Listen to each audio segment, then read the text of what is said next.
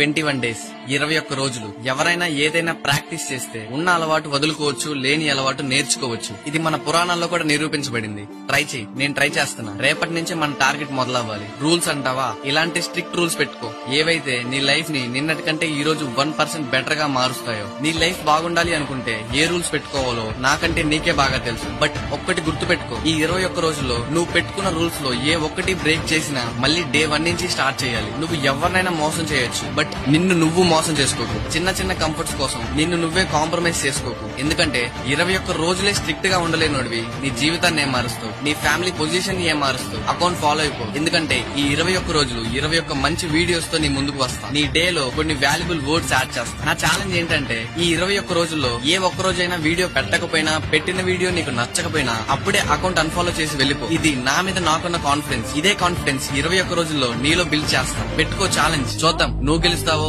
నీ బలహీనతలు గెలుస్తాయో.